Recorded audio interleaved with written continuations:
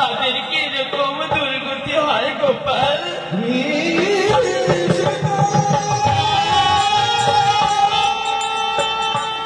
এই বিশ্ব চূড়া চলে যারা তোমার নাম করে গোপাল, তাদেরকে সারা জীবনে মারণে জলে মুখ বাঁচাতে হয় রে গোপাল।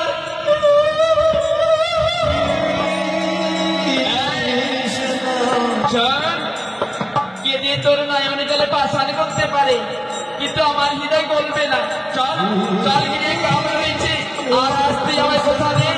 আর কোনোদিন তোর গোপালকে নিয়ে সাত সকালে নদীর কুলে এসে তার নাম গুণগান করবি না। বল বল বল কাজ কাম শেষ, তারপর তোর গোপাল পূজা করবি। আমি কথা দিলাম আজ আর কোনোদিন গৃহের কাজ কর্ম ফেলে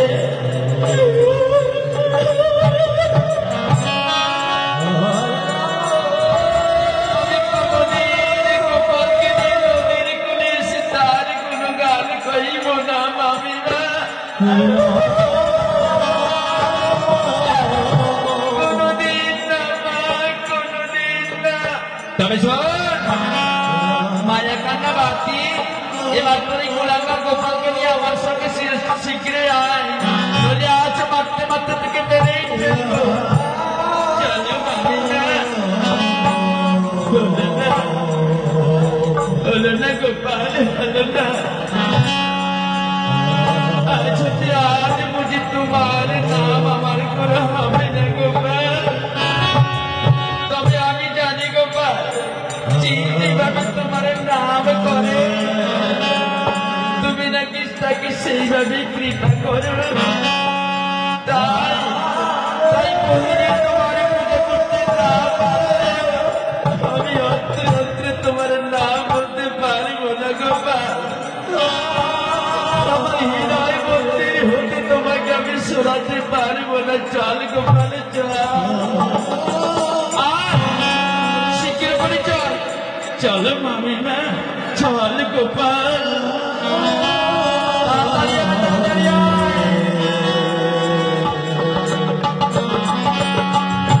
তাই বাবা এদিকে সেই মাধবীর কথা শুনে 14 জেলার মানুষ ভয়ে বড় কাঁপছে, শান্তিতে থাকতে পারছে না।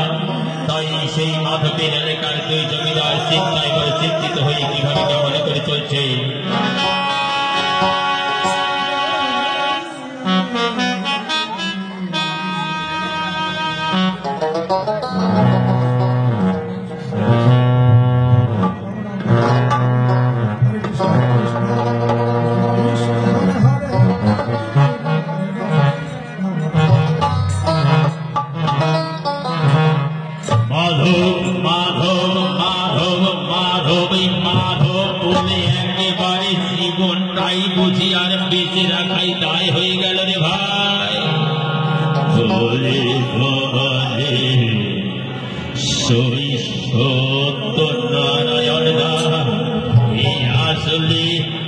কথা বলেছিস রে ভাই, আর ওই মাধবের কথা শুনে একেবারে আমার বুকের পাঁজর গুলো ভেঙে শেষ হয়ে যাচ্ছে রে ভাই।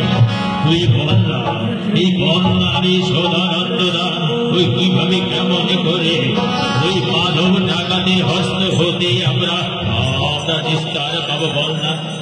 সেই জায়গা চিন্তা করতেছি রে ভাই। এই মাধব মাধব মাধব যেদিকে যাই খালি মাধবের কথায় শুনতে পাই রে ভাই।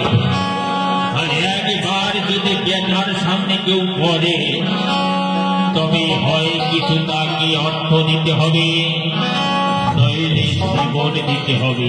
বলতো ভাই বলতো, এই জ্বালা নিয়ে বেঁচে থেকে লাভ কি? আমি তো বড় চিন্তায় মগ্ন হয়ে পড়ে গেছি রে ভাই। বলে পরিশোধানন্দা আমি এতদিনে চিন্তা করে একটা জিনিস বুঝতে পেরেছি রে ভাই। ওই মাধব ডাকাতকে যদি আমরা গ্রামের সকল মানুষ এক জায়গায় হয়ে বুঝাই তবুও বুঝিবে না, বুঝবে না রে ভাই। এর জন্য আমার কাছে কাছে একটা উপায় আছে রে ভাই। সেই উপায় যদি তুই আমার মন দিয়ে শুনে যদি রাখতে পারিস, আমার মন বলছে মাধবকে একটু সোজা করা যায় রে ভাই। বেশ, বল না বল না বল না, তোর কাছে কি উপায় আছে ভাই? এমন কি উপায় আছে যে উপায়ের দ্বারা মাধব আমাদের হস্ত থেকে আমরা রক্ষা পাবো?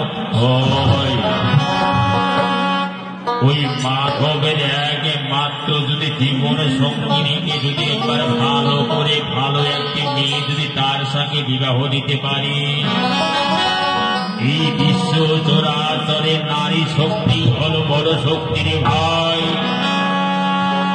ওই নারীর শক্তি তারা চোরকে সাধু করতে পারে, এবং নারী যদি ইচ্ছা করে সাধু স্বামীদের চোর করতে পারে। তাই বলছিলাম কি ভাই, যদি তুই দয়া করে এই ব্যবস্থাটুকু করে দিস, কেননা মাধবের হলো ইয়ং বয়স, আর এই বয়সে যদি নারীর প্রেমে ডুবে যায় না, আর সেই ভক্তি পরায়ণা নারীর পরামর্শে তাকে ভালো করতে পারে রে ভাই। এই বেটা মাধবের যদি ধর্ম কর্মের নামে যদি মন না আসে, এই বেটায় আমাদের জেলায় যতগুলো জমিদার আছে না, এক এক করে সবাইকে মেরে ফেলবে রে ভাই। একেবারে ঠিক কথা বলেছিস রে ভাই, একদম আশার কথা বলেছিস রে ভাই। একেবারে আমার মনগত কথা বলেছিস রে ভাই। তবে শোন, এই একমাত্র তুই পারবি বেটারে মানুষ করতে। হ্যাঁ, সেটা কিভাবে রে ভাই? এই কথাটা তো বড় বুঝতে উঠে পারলাম না। একদিকে তোর ঘরে যে ভাগ্নিটা আছে না, আমি লক্ষ্য করে দেখেছি রে ভাই, সদা সর্বদাই গোপালের পুজো করে। ধর্মের প্রতি তার হৃদয় বড় চঞ্চল হয়ে উঠেছে। সদা সর্বদাই নয়ন জলে গো ভাষায় গোপালের নাম গুণগান করে। আর দেখতেও তো বড় সুন্দরী, এক রূপের গুণে, আর তার ধর্মের গুণে কোনো স্বামীকে যদি বাঁধতে পারে না কোনো মায়েরা, সেই যত বড় দুষ্ট স্বামী হোক না কেন রে ভাই, এই স্বামী একদিন নিশ্চয় পবিত্র হয়ে যাবে। ঠিক বলেছিস রে ভাই, একদম ঠিক বলেছিস ভাই, একেবারে মনের কথা বলেছিস রে ভাই।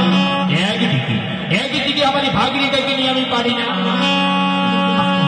দিনে দিনে এত বড় হয়ে গেল রে ভাই। দিন রাত্র ভাগ্নিটার উপর অত্যাচার করছে আমার গিন্নি।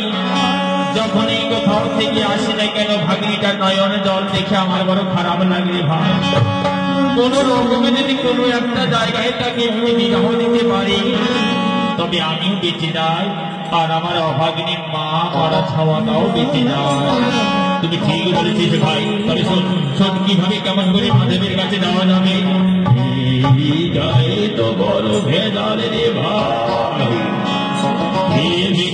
যাত্রার সময় আমরা দেখি না, তবে একেবারে মেরে শেষ করে দেবে। এটার জন্য কোনো চিন্তা করিস না, ওর যাত্রা পথে গেলে কিছু অর্থ নিয়ে যেতে হবে। আমাদের তো আর কম নেই, তুই কিছু অর্থ দিবি, আমি কিছু অর্থ দিবি। আর ওই যে আমাদের আমাদের গ্রামে যে সবচেয়ে বড় নামি ধামি একজন ব্যবসায়ী রয়েছে না, ওই যে সত্যনারায়ণ, ওই সত্যনারায়ণের কাছে কিছু নিয়ে, তিনজনেই তো আমরা এই এলাকার মধ্যে সবচেয়ে বড় ধনী মানি, তাই না? ওই ওরও কাছে কিছু অর্থ নিয়ে, ওই অর্থ নিয়ে যাবো মাধবের কাছে। আগে দিব অর্থ, তারপরে তাকে বুঝিয়ে সুঝে বিবাহের জায়গায় আমরা রাজি করিয়ে ছাড়বো। হ্যাঁ ভাই, তবে চল, আর দেরি করি না, এখনই চল, ওই সত্যনারায়ণের কাছে ওকে নিয়ে যেতে হবে। হ্যাঁ, চল চল চল চল চল চল।